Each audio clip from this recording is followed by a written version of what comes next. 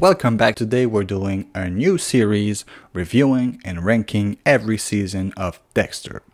Obviously we're starting with the first season. Dexter is an American TV show that is based on the Jeff Lindsay's novel Dark Dreaming Dexter, and this season takes a lot from it. But what is Dexter about? I'm sure you already know, but for information's sake, we follow Dexter Morgan, who is played by the excellent Michael C. Hall, who is a forensic analyst for the Miami Metro Homicide Department, who is in fact a serial killer.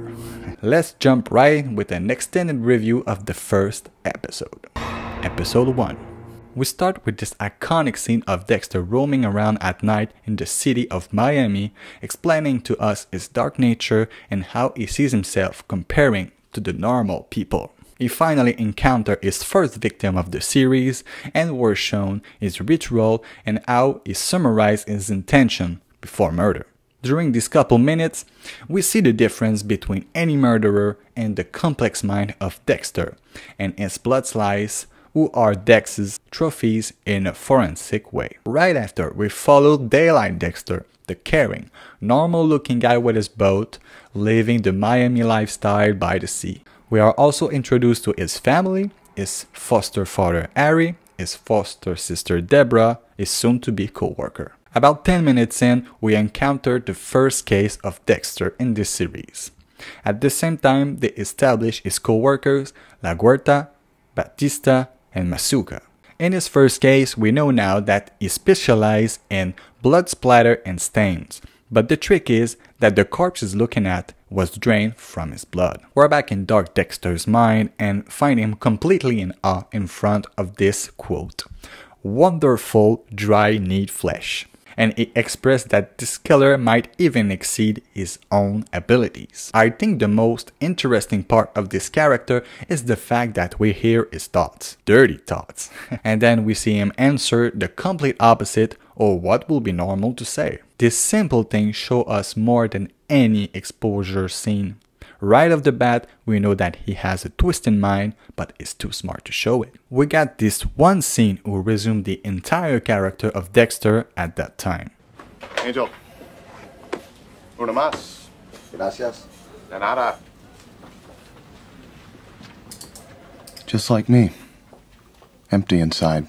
They waited a bit before showing us another of Dexter's co-worker, Sergeant Dokes, who doesn't really like him as opposed to the other Miami Metro officers. We are quickly showed what Dex's job is really about: blood splatter and recreating the crime scene to highlight how the killer did it and ultimately catch him. Simultaneously, we are shown some flashback of young Dexter and Harry, who finds out that his foster son might have psychopathic behavior with the murder of the neighbor's dog and the fact that he envied to kill someone else.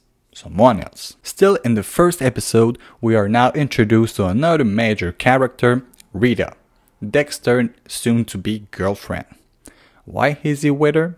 Lack of Dexter is not a fan of and Rita was abuse. So for him, this is the perfect relationship to seem normal. With her kids, he shines as a stepfather and again wants to show the world that Dexter is nothing but normal. Then he finds out the second victim of this bloodless killer and is fascinated by it. So much that when he talks about it to Rita, he's comparing it to an artist. And then he grabs her leg in an intimate way and scares her off. He's loosening his disguise a bit. You might think, why Dexter is so good and didn't get caught already? Well, it's because his foster father, Harry, a cop, teaches him a code, a sort of guide for his twisted mind and how to remain free, but also channeling his pulses to people who really deserve it. After investigating this bloodless killer by his colleague and sister, he comes to say that he might use a refrigerated truck to do his crime. At night, Dexter makes his second victim of this series and after leaving, cross paths with this refrigerated truck and decide to follow it. And then he is cornered and received a missing head from the previous bloodless victim on his windshield, confirming his theory. After being interrogated and leaving the department, he goes home to find a Barbie doll dismembered in his freezer. He's not scared, He don't call the cops right away, he simply think of it as a game and he want to play. This episode has such a nice flow to it, we naturally ingest all those infos without being overwhelmed by them. Simple step of a great writing. This is episode 1 and I won't go step by step with each episode, but I thought it was important here to understand him, his surrounding, his motivation to fully understand the series. I think this is the best first episode we could ask for. Like I said, the writing is smooth and exposed everything we must know about him and his universe. If you didn't watch the series and my long resume of the first episode grabbed your attention, I strongly recommend to watch it because this is the spoiler alert. I will talk about the other 11 episodes of this season and review it as a whole, exposing the twist and turn and what worked for me and what didn't. But before we jump into the review, let's talk about the intro. A masterpiece. We follow Dexter in his morning routine and each step is done in a killer way. Shaving, breakfast, lacing his shoes like he's strangling someone, to finally see him exit and walk like a wolf in sheep clothes. Review. During the season, I think the case of the ice truck killer is overall well made. From the first bloodless victim, to the ice truck, to the abandoned hospital, to the reveal of the killer's identity. From finding the truck to understanding that he wants to impress Dexter. What the hell's this guy thinking? He's thinking, tag Dexter, you're it. I don't know. Obviously the killer knows what Dexter is, otherwise he wouldn't leave breadcrumbs to him, as Dexter is hiding it from his fellow co-workers. As the season goes on, we still expand the mind of Dexter to the public. Really, I just don't understand all that emotion, which makes it tough to fake. In those cases, shades come in handy. We follow him studying people who would be his next victim while dealing with new family life and forensic job. He's always occupied. Each time Dexter goes to a new find of the ice truck killer, his jaw is dropping, as the victims are always displayed in a spectacle way. One negative point is the fact that LaGuardia calling a major manhunt was a bit excessive after identifying the guy who laid down the body parts. We found them always meticulous as opposed to dogs, but this is too much, too fast. Still, it shows us that the Miami Metro is not all perfect. I think they wouldn't call this huge manhunt with this little evidence. But you could say it only makes a character development for LaGuardia, as she must back down after the discovery of this man's hand. Dogs is really interesting because he is a sergeant who lives to make bad guy pay, but is not all clean either. Batista shines as this well-trained officer who cares about people, and Masuka, who is the comic relief of this series. Something really interesting is to see Dexter's first kill with Harry's code, and shows us how much he grown within those 10 years of activity. And the first episode is cautious and efficient as opposed to the murder of the nurse. Another good sign of great writing is to see how well made the connection are with some victims of the ice truck killer and Dexter's past. I like the way he's figuring out in a professional yet disturbing way. Interesting hand job. That's funny. One of the most compelling part is when Dexter thinks the boy from the junkyard sees him. He's questioning his ways and drop everything to the sea until he sees the sketch. It was a great turn of event as we never saw Dexter fear for his life and panicking until now. After finally finding the man LaGuardia was searching for, we are introduced to Rudy, the prosthetic doctor who will soon to be revealed as the ice truck killer. More importantly, Dexter will discover that he is his long-lost brother from around 20 years ago.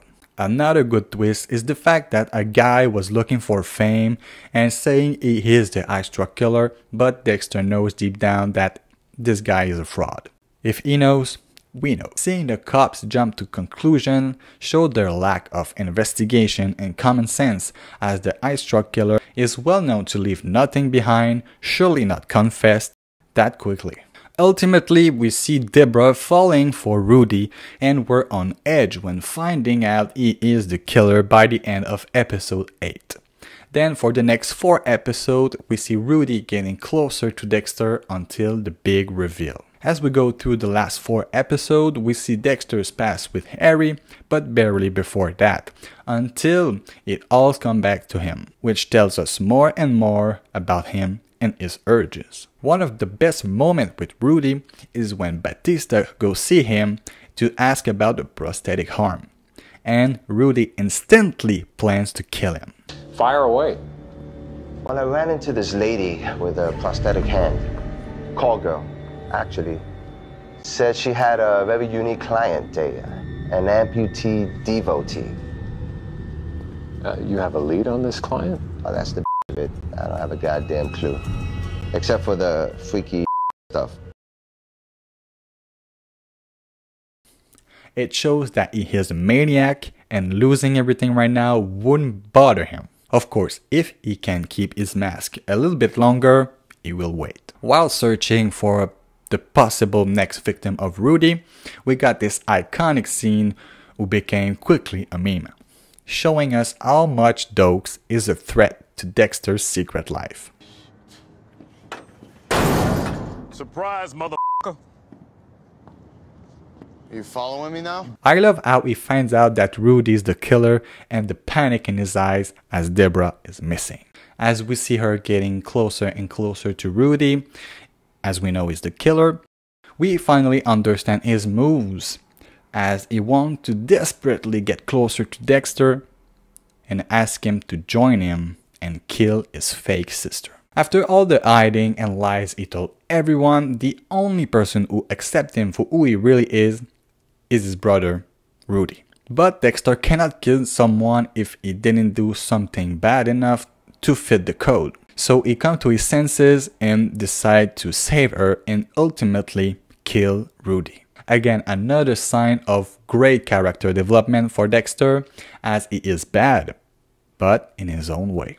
To close this season, we got this amazing scene where Dexter is daydreaming after closing the eye-struck killer case. This shows us that he doesn't see himself as a bad guy, but as a misunderstood one. I obviously jumped some stuff, but if you want the entire story, like Rita's ex-husband Paul, who Dexter put back in jail in an unconventional way, Doug's story with fellow officers, and Dexter's biological dad, I suggest you to watch it. It brings meat around the bone. Final thoughts. The writing is incredible. Each character have their own voices, but we might thank Jeff Lindsay for that. We actually care about Dexter, the psychopath bad guy killer. Deborah is a character that we barely came across at first, but as the episodes goes on, we feel sorry for her as we know much more than her. Another sign of great writing. The directors of this series really worked together to have this seamless transition between episodes, and the Dexter feel is well present. The music is also nice and revealing. We have this nice Cuban style of music whenever we are in the daylight or while Dexter is forced to be normal, or those creepy music while he is in his mind or doing what he does best, killing.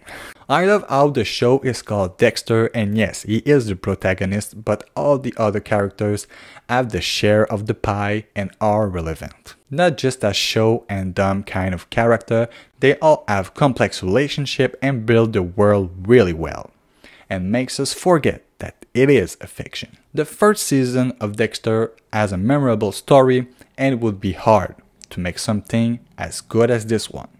So I give Dexter Season 1 the note of a solid 9 out of 10. Have you seen it? What are your thoughts? Who is your favorite Dexter character? Let me know in the comments. If you like this video, please leave a thumbs up, it would be very nice, and subscribe if you haven't already for more content like this one. Thank you for watching, it was Kevin MCLT, see you next time.